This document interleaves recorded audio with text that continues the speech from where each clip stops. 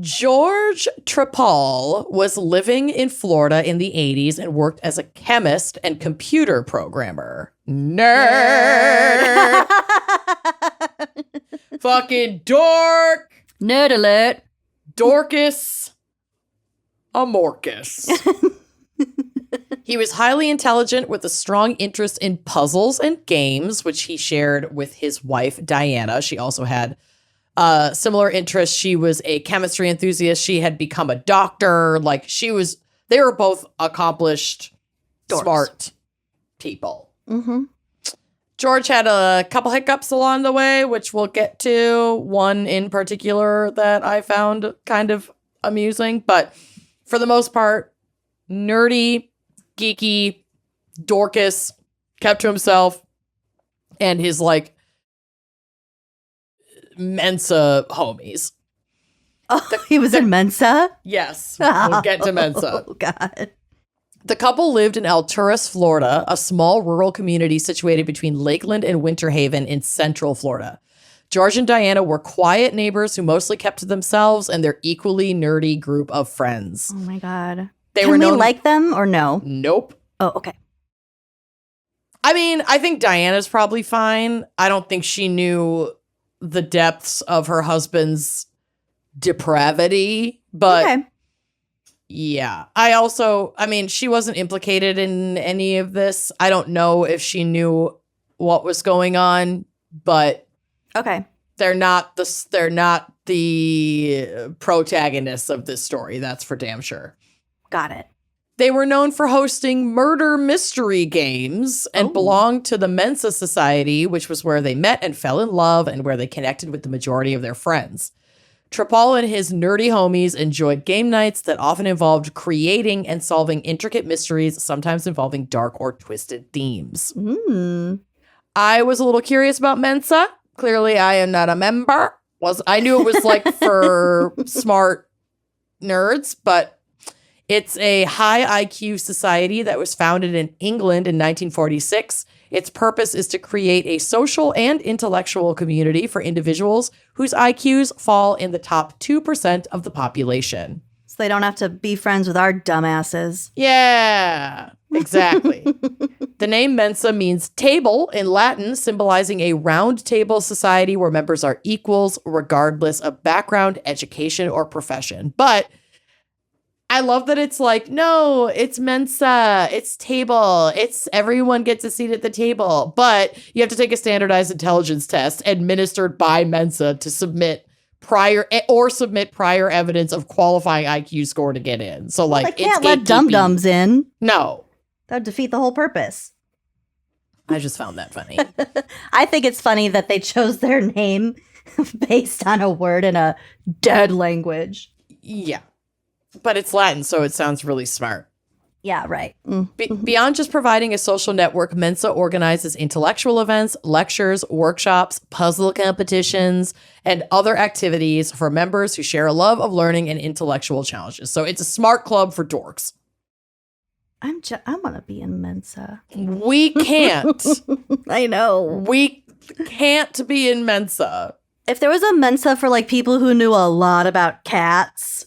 We could be in mentally ill podcasters club.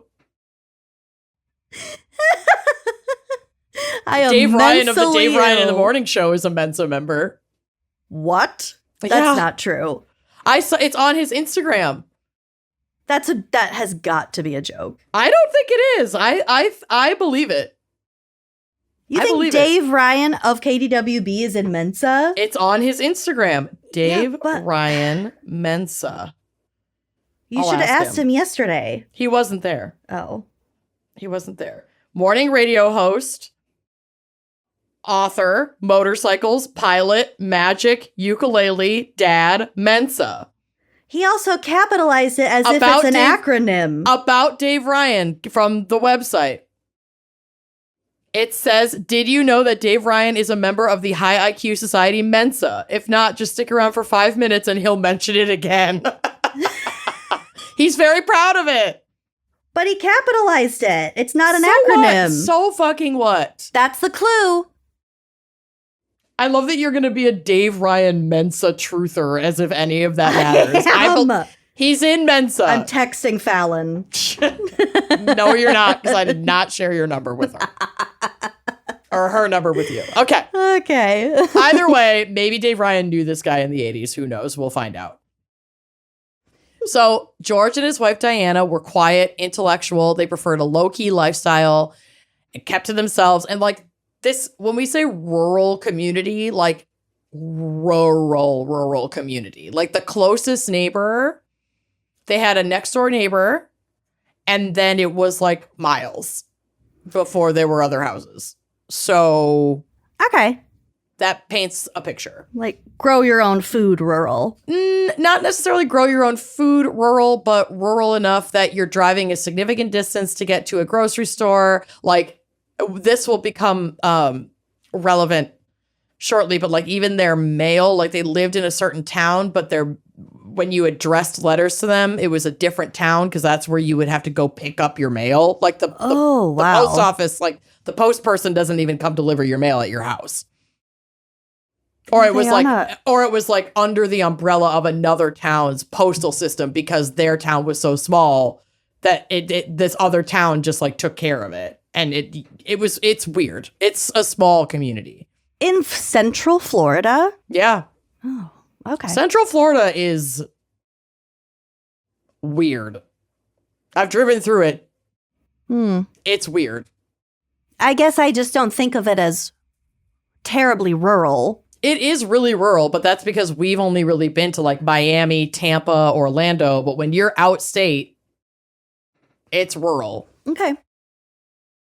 So when they got new neighbors, the Carr family, George and Diana, specifically George, were disturbed to realize that the family was much larger, livelier, more social, and this created tension. They weren't as big of dorks. Nope.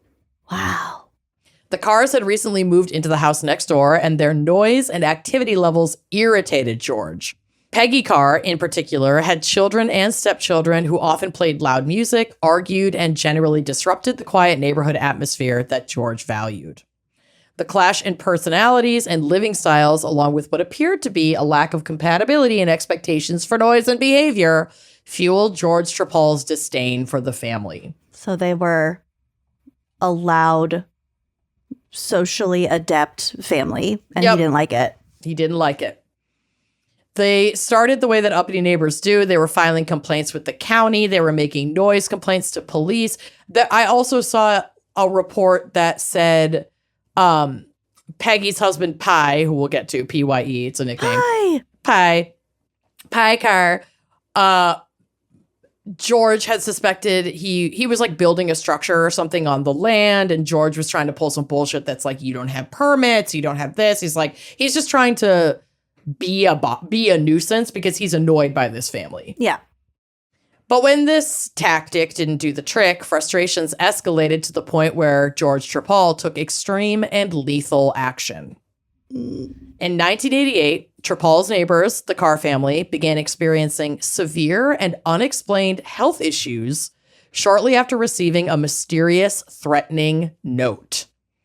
The note read, quote, "You and your so-called family have 2 weeks to move out of Florida forever or else you will all die. This is not a joke." Oh my God.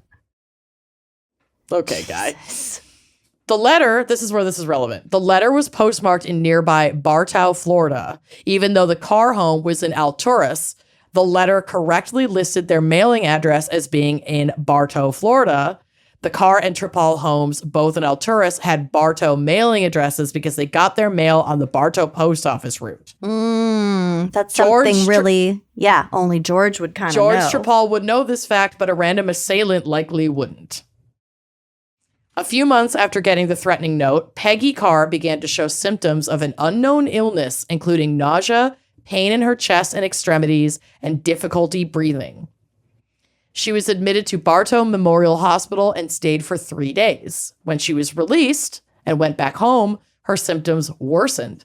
And the children in the Carr home, namely her teenage sons, Travis and Dwayne, one was, I think Travis was her son with Pi and Dwayne was a son from a previous marriage. Of course, teenagers in the 80s are Travis and Dwayne. I know. Those are very 80s Florida teenagers. So true. So true.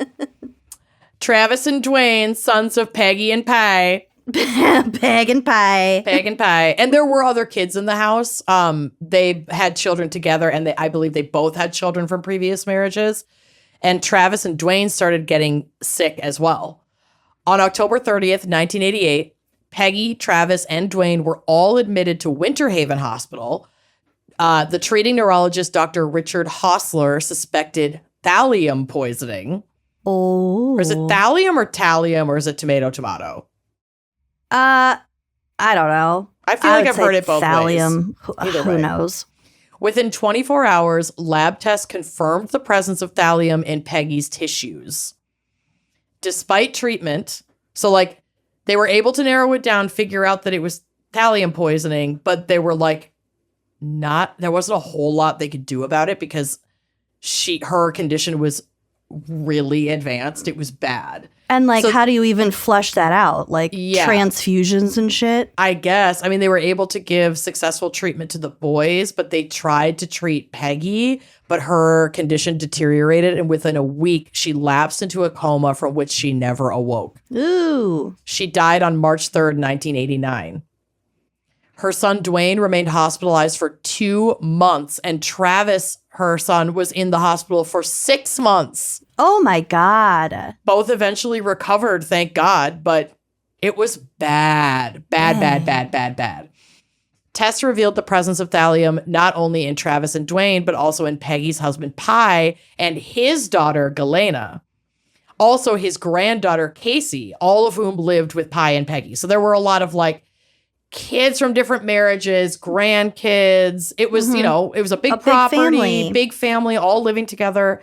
And they all had traces of thallium in their system. Although, fortunately, Pi, Galena, and Casey didn't get sick from it. They probably just consumed a lot less. Peggy consumed the most, then the boys, Travis and Dwayne survived. So, of all the people poisoned in this fucking family, it's actually kind of a miracle that only Peggy died. Mm-hmm. Because the note said they would all die. Mm-hmm. And that wasn't a joke.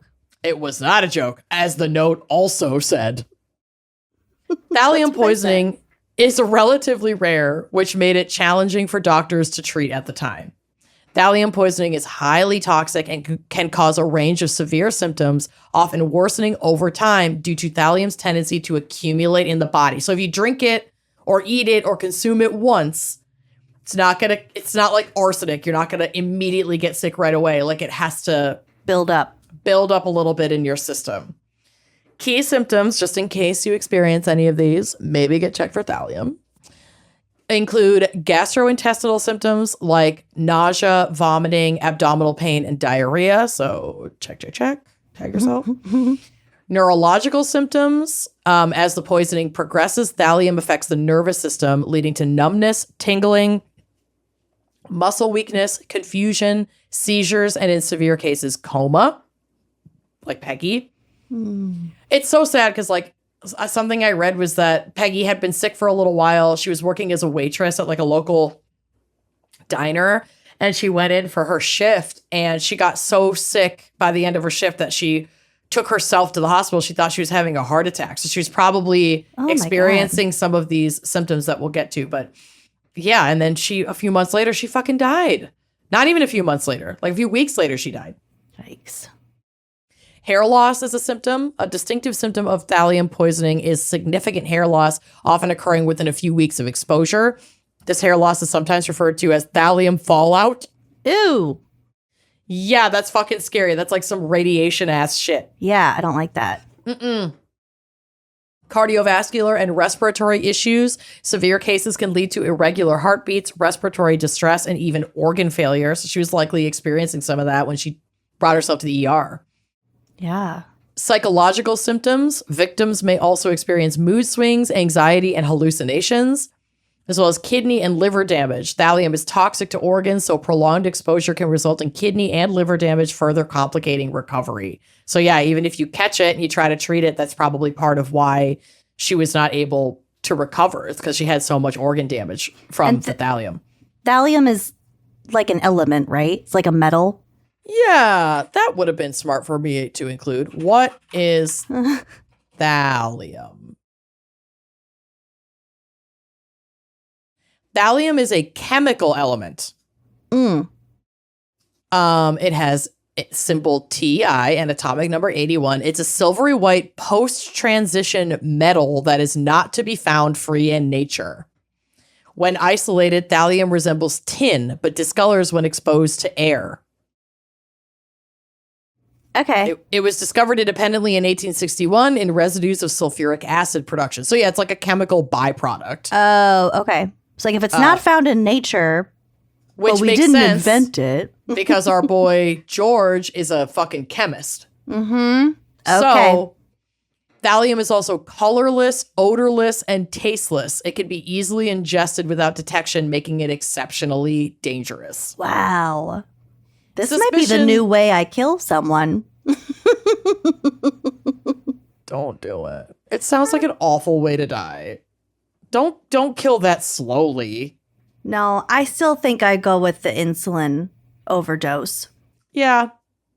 You have access to all the supplies you need. Just spend one weekend with me. Mm-hmm. I get to steal all your insulin. Mm-hmm. Couple needles. Yeah. Yeah. Got plenty. Suspicion immediately fell on Trepal because he was the closest neighbor in the rural community, and for a guy in Mensa, he was really fucking stupid. When asked in the initial conversation with police why anyone would want to poison the cars, Trepal said that perhaps someone wanted them to move out of their home. Way to say the one reason that super implicates their neighbors. Investigators found Trepal's response eerily similar to the threatening letter that the Carr family had received. They also only have like one neighbor. So, literally, the only house you can see from the Carr family's house is his, which is why he was questioned in the first place. Yeah. And they're like, oh, so what? Do you think, would they have any enemies? Why do you think that anybody would do this? Probably because they hated their neighbor and wanted their neighbor to fucking leave. And probably because they threatened their fucking neighbor and they called the cops on their neighbor a million fucking times and nobody fucking did fuck all about it. And they were allowed to have a bunch of kids. There's only one neighbor. Probably that. Probably that, though. I fucking can't. I couldn't believe it when I read that. Travis. Fucking Dwayne and Travis fucking out on their goddamn trampoline all fucking day. I don't even know they're shooting out fireworks, too. Probably. They're kids. Yeah. In a rural property in Florida, they had a trampoline. They shot off fireworks. There was an above-ground pool. Probably. Why not? It's Florida. It's hot. Police later learned that Trepal had a college degree in chemistry and in the 1970s was a chemist of a meth lab for which he served 2.5 years in federal prison. Oh. So the original Heisenberg. Oh my God, he only got 2.5 years in prison. Well, they're probably like, okay, who tricked this fucking chemistry dork into making meth for them? Can we? It was also the 70s. They were like, meth, meth, schmeth. It's not that also, bad. it was Florida. All of this tracks. Okay. But so, which answer works best for you? So they immediately, with all this information, they're like, this looks sus. Also, he is a felon, technically. Like, we got to keep an eye on this guy. We don't have enough right now to say for sure that it's him or to even get a warrant to search his house, but we're going to surveil him. So they immediately began to surveil and investigate him. During the investigation in April of 1989, an article in the local newspaper advertised upcoming events for the Mensa organization. The article discussed an upcoming Mensa murder weekend, a role-playing event that George and Diana Trepal were hosting. People after he murdered his neighbor. I know. Jesus. Susan Gorek, a special agent with the Polk County Sheriff's Department, that's the county that this town is in, began an undercover investigation of Trepal by attending the event, under the assumed name of Sherry Gwynn. The Mensa murder weekend was held at a local hotel. There were 4 quote-unquote murders acted out during the weekend, which the participants, while acting out their roles, tried to solve. It's a murder mystery weekend. Mm-hmm. The story concerned voodoo, which, like, it's a bunch of fucking white people in Florida doing a voodoo-themed murder mystery. Yeah, Could we get any more classic... That's pretty tacky. Racist, tacky bullshit? Come on. The murders were written in a very sophisticated way, and each of the 4 was preceded by the victim receiving a threatening note. Trepal's wife wrote the murder scenarios with George's help. Of course. So George is like, Diana's going to write this, but I'm going to give her the ideas. Mm-hmm. It'll never get traced back to me. No, this is the cleverest thing I could do. This is in particular, totally putting distance between me and the suspicion of the cops. Yeah. The super obvious murder I did. Yeah. In particular, George himself wrote a booklet to give to participants during the weekend that discussed, among other things, poisoning and threats by neighbors. This was gold. Pure fucking gold. What a fucking idiot. I hope that undercover agent was like, are you fucking kidding me? I mean, if I had been Special Agent Susan Gorick / Sherry Gwynn, I don't think I could have kept it together. I would have been like, dude, this is a little on the nose, don't you think? The pamphlet he handed out stated in part, quote, few voodooists believe they can be killed by psychic means, but no one doubts that he can be poisoned. When a death threat appears on the doorstep, prudent people throw out all of their food and watch what they eat. Hardly anyone dies from magic. Most items on the doorstep are just a neighbor's way of saying, I don't like you, move or else. Oh my God. He's just writing an intricate version of he's like playing out his little He thinks he dream. got away with what he did. Fully thinks he got away with it. And he thinks that was like the smartest thing he could ever do. And he's bragging about it to himself. He's like, I got them with an barely traceable poison. Like, they can't smell it. They can't taste it. They won't know it was me. And in this booklet, he's like, any non-idiot would throw out their food. After getting a threatening note. So what it's their a bunch fault. of dumbasses these people were. Mm-hmm. Oh my God. What a clown. During the weekend, Trepal told his still undercover friend, who was actually the sheriff, that he and his wife were planning to move and that Trepal might be selling his Alturas home. Gorick told Trepal she would like to look at Trepal's home if it were for sale. Go girl, get in there. A few days after the Mensa murder weekend, Agent Gorick, still disguised as Sherry Gwynn, went to George Trepal's home, ostensibly about buying it. Gorick visited Trepal several more times in May and June of 1989. Gorick became friendly with Trepal and his wife and learned, among other things, that George was very interested in botany and knew about poisonous plants, which is not how he would have made thallium, because as we know, it doesn't naturally occur like in nature, but he was clearly into poison, period, full stop. The undercover investigation eventually turned up enough evidence to get a search warrant for his home. During the search, police, and again, this is months after Peggy has died. Okay. And he's aware that her death is being investigated as suspicious because the police have already questioned him. Are the boys still in the hospital? At this point, I think they're out. Okay. But, I mean, Dwayne or Travis were in there for a couple months and the other was in there for 6. Yeah. So, like, there could have been crossover. It took almost a year for them to be able to get him to trial. So, like, they were able to file charges, I'd say, maybe 8 months or so after her murder. Okay. The timeline's, like, a little muddy. There wasn't, like, a ton of information on this case, despite it being absolutely fucking wild. Mm-hmm. But all that to say, he knew this was being investigated. And it took months for them to get a search warrant. And this is what they found in his house. Like, revoke his Mensa membership. This guy's so fucking stupid. Why wouldn't you get rid of this shit? During the search, police found thallium in like a brown glass jar in a drawer in his garage. What a fuck. He fully thought he got away with it. He fully thought he got away with it. And incriminating literature, including articles on poison and murder mysteries involving toxic substances. They also found a magazine with an article detailing thallium poisoning, which appeared to closely mirror what happened to the Carr family. It's not entirely clear where George Trepal obtained the thallium. It's very likely that he made it himself. Mm-hmm.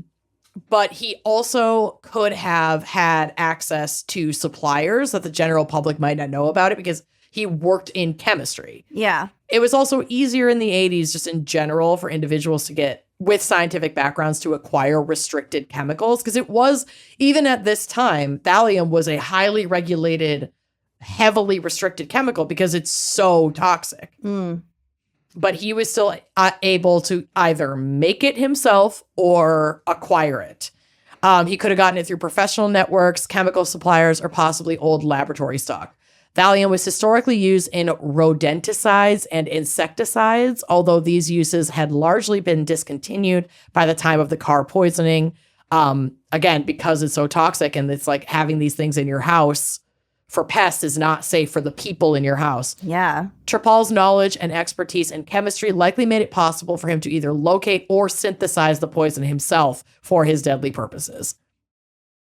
In 1991, Trepal was tried on charges of first-degree murder for Peggy, and then at least 6 counts of attempted murder for everyone else in the family that had traces of thallium in their system that were in that house. God. Quote, Trepal, this is from like a breakdown of court documents. Said, quote, Trepal's trial lasted a month with more than 70 witnesses providing overwhelming evidence of Trepal's guilt. For example, several independent witnesses chronicled Trepal's long-running conflicts with and animosity toward the Carr family. Evidence established Trepal's extensive knowledge of chemistry, as well as his possession of chemistry laboratory equipment, a number of toxic chemicals, and a homemade journal on poisons and poison detection in human organs. Girl, throw out your diary. Get rid of your chemistry set. Oh my God. Get rid of the jar of poison. The jar of thallium. Oh my God. Finally, multiple experts uniformly testified that 1, the victims were poisoned by thallium. 2, thallium was found in both the empty and unopened. Now, this is how we're getting to the part where how did they get thallium in their system? There were empty as well as full and unopened Coca-Cola bottles in their home. They basically, when they realized that Peggy had died of thallium poisoning, an investigation of the Carr home took place, and they took like all the food, all the drinks, they're testing pipes. They were testing everything to be like, where the fuck is this coming from? We can't let them keep consuming thallium. Could this be a larger threat to the community? Like, they were freaking out. Yeah. Took it very seriously, thank God. But they found traces of it in the empty bottles, and then they tested some seemingly unopened bottles, and it was in the Coca-Cola in these bottles. So did he how'd he get it in there? We'll get to it. Ooh. Well, I sure hope you liked that clip. If you did like that clip, make sure you are subscribing to our YouTube channel, leaving us a nice review, and joining us on Patreon for even more video content, audio content, salacious content all around. Come join us. Treat yourself.